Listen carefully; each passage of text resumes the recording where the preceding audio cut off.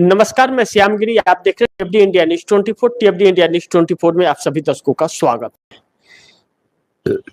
महाराष्ट्र और बंगाल से खबरें शुभ संकेत नहीं दे रही हैं। महाराष्ट्र एनडीए में भी एक बगावत के सुर और टूट फूट लगातार चर्चाओं में रहता ही है, लेकिन एकनाथ शिंदे अब मुश्किल में पड़ गए और एकनाथ शिंदे के अपनों ने ही बगावत छेड़ दिया। शिंदे बड़ी मुश्किल में है, क्या करे बेचारे, चूंकि उधार के पार्टी है, अपनी बनाई हुई तो पार्टी है नहीं, और उधार की पार्टी का हर्ष ऐसे ही होता है और उधार के वोटर पर भी यही हाल रहता है। महाराष्ट्र के अंदर एकनाथ शिंदे की शिवसेना में जोर की बगावत हो रही है, क्योंकि अलग अलग वक्त पर अलग अलग समय एकनाथ शिंदे भी रंग दिखाते हैं। महाराष्ट्र के अंदर एकनाथ शिंदे यही है जो कभी महाराष्ट्र के थाने में 3 व्हीलर ऑटो चलाया करते थे, लेकिन बाला साहब ठाकरे जैसे लोग थे कि इनको ऑटो ड्राइवर से नेता बना दिए, मंत्री बना दिए, बड़े बड़े पद दे दिए, सम्मान ताज सब कुछ मिला, लेकिन इन नेताओं की भूख और प्यास बुझती नहीं है। जिस थाली में खाया उसी में छेद कर दिया, और बाला साहब ठाकरे के गुजर जाने के बाद उन्हीं के बेटे उद्धव ठाकरे से उनकी विरासत छीन ली, पूरी पार्टी दफ्तर सब छीन लिया और सिंबल भी छीन लिया। बेटे को नहीं मिला, लेकिन जिस ऑटो ड्राइवर को उठा के ले गया वह ऑटो ड्राइवर बेईमान निकला। अब ऐसे में शिवसेना की कमान जब एकनाथ शिंदे के हाथ में है, कहा जाता है कि एकनाथ शिंदे पैसे से बहुत प्यार करते हैं। प्यार तो हर कोई करता है, लेकिन हर जगह पैसा काम नहीं आता है।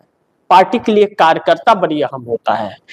ऐसे ही में शिवसेना शिंदे गुट में अब लड़ाई झगड़े चालू हो चुके हैं। नीलम गोरे की जगह किसी अन्य कार्यकर्ता को टिकट देना चाहिए। गोरे को इससे पहले पार्टी ने 4 बार विधान परिषद में भेजा है। उनकी उम्र भी 71 साल है और पिछले 24 साल से विधान परिषद में रहकर गोरे ने कभी भी पार्टी को आगे बढ़ाने को लेकर योगदान नहीं दिया, यह कार्यकर्ताओं का कहना है। और इसके बाद एक बगावत हो गई पार्टी के अंदर। अब वह बगावत क्या रंग लाएगी यह वक्त बताएगा, लेकिन महाराष्ट्र में सुनेत्रा पवार के साथ भी सब कुछ ठीक ठाक नहीं है। एनसीपी छोड़ करके तोड़ करके अजीत पवार आए भारतीय जनता पार्टी के साथ, लेकिन शरद पवार ने फिर एनसीपी खड़ी कर ली और एनसीपी शरद पवार के 8 सांसद चुन करके आए और अजीत पवार उस वक्त जीवित थे, उनके मात्र 1 सांसद, और खुद उनकी पत्नी सुनेत्रा पवार हार गई थी।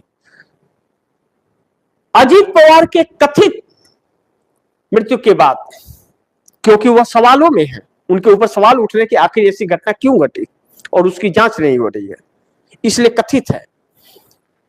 तो उनकी पत्नी सुनेत्रा पवार को विधायक दल का नेता और डिप्टी सीएम बना दिया गया। अभी 13वीं भी नहीं बीती थी कि जब तक डिप्टी सीएम बना दिया गया। उससे शरद पवार नाराज हुए। इतनी जल्दबाजी भी क्या थी, लेकिन भारतीय जनता पार्टी को जल्दबाजी से, क्योंकि भारतीय जनता पार्टी को एनसीपी के दम पर शिवसेना को ब्लैकमेल करना था और शिवसेना के दम पर एनसीपी को ब्लैकमेल करना था। सुनेत्रा पवार जैसे डिप्टी सीएम बनती है, वैसे ही उनके ऊपर 25,000 करोड़ के भ्रष्टाचार का आरोप लगा देती है और ईडी कार्रवाई चालू कर देती है। यानी कि अंगूर अब गुच्छे में रहे, निकलने की कोशिश करेगा तो सड़ जाएगा। भारतीय जनता पार्टी ने अपने दांव में फंसा लिया। अब कहा जा रहा है कि एनसीपी फिर टूटने वाली है। एनसीपी के फिर 2 टुकड़े होंगे, जिसमें 15 विधायक जो भारतीय जनता पार्टी के शिकंजे में हैं, उन लोगों ने तोड़फोड़ शुरू कर दी है। संख्या बढ़ भी सकती है, नहीं भी बढ़ सकती है, लेकिन भारतीय जनता पार्टी जब चाहे तब कर सकती है। तो ऐसे में सुनेत्रा पवार को अगर तोड़ दिया देवेंद्र फडणवीस ने, तो एकनाथ शिंदे का कोई महत्व नहीं रहेगा। और अभी भी एकनाथ शिंदे को भारतीय जनता पार्टी कुछ समझती नहीं, इसीलिए आक्रोश कार्यकर्ताओं में है शिवसेना को लेकर के, क्योंकि एकनाथ शिंदे के मंत्री तक को भारतीय जनता पार्टी के नेता जब पीटने लगते हैं और उस पर सुनवाई कार्रवाई नहीं होती, तो कार्यकर्ताओं का क्या हाल हो रहा है ये सोचिए। तो यह आपस में टकराव बना रहता है। ऐसे में देवेंद्र फडणवीस मुख्यमंत्री हैं और देवेंद्र फडणवीस एक बड़ी संकट से गुजर रहे हैं। अब महाराष्ट्र एनडीए के अंदर जिस तरह से एकनाथ शिंदे मुश्किल में हैं और अपनों ने बगावत छेड़ दिया है, एकनाथ शिंदे इस संकट से निकल पाएंगे या एक कोने में कहीं पड़े रहेंगे। लेकिन महाराष्ट्र में बगावत होगा, आने वाले दिनों में और भी तेज होगा। बीजेपी से दोस्ती भारी पड़ रही है एनडीए गठबंधन के घटक दलों को। लेकिन यहीं पर एक बड़ी महत्वपूर्ण चीज यह आई बंगाल से कि पुलिस ऑब्जर्वर और बीजेपी उम्मीदवार की गुप्त बैठक टीएमसी पहुंची कोलकाता हाईकोर्ट।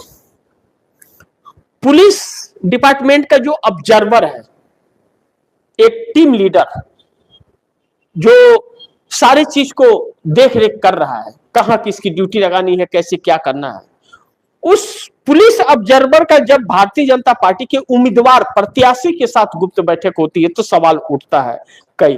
अब हाईकोर्ट इस पर क्या सुनवाई करेगा यह भी वक्त बताएगा। लेकिन वोटिंग से पहले एक सेकुलर जो दौड़ रहा है सोशल मीडिया के अंदर, वह भारतीय जनता पार्टी के होश उड़ा रखा है, लेकिन होश टीएमसी का भी उड़ा रखा है। लेकिन कांग्रेस के लिए खुशी की लहर आ गई और लेफ्ट के लिए इसमें आ रहा है कि टीएमसी 156 से 168 सीटें लेकर के आएगी, यह बात कही जा रही है। और भारतीय जनता पार्टी 82 से 112 सीटें लेकर के आएगी। लेकिन लेफ्ट वहीं पर 3 से 5 लेके आ सकता है। लेफ्ट पिछली बार 0 पे था, कांग्रेस भी 0 पर थी, तो कांग्रेस 8 से 11 सीट लेकर के आ सकती है। और जब से यह आया है सेकुलर, तब से हर चेहरे पे हवाइयां उड़ी हुई हैं। मैंने आप दर्शकों को कहा था कि कांग्रेस को खोने के लिए पश्चिम बंगाल में कुछ भी नहीं है, पाने के लिए पूरी जहां 294 सीटों की पड़ी हुई है। ले लो, निकाल लो, जितना निकाल पाते हो, जितना निकाल पाते हो निकाल लो। जाना तो कुछ भी नहीं है, क्योंकि कुछ है ही नहीं, तो जाएगा कहां से। आना ही है, चाहे 1 आए और चाहे 10 आए और चाहे 1 भी ना आए, कोई नुकसान नहीं है। अगर कुछ नहीं आया, नो प्रॉफिट नो लॉस, लेकिन आ गया तो प्रॉफिट है, लॉस के लिए कोई स्थान नहीं है। लेकिन टीएमसी को लॉस, प्रॉफिट की उम्मीद नहीं, लॉस की उम्मीद। भाजपा प्रॉफिट की उम्मीद में है, क्योंकि वह पहले मुख्य विपक्षी पार्टी थी। अब ऐसे में दोनों का जनाधार जो है वह दांव पर लगा हुआ है, टीएमसी और भाजपा का।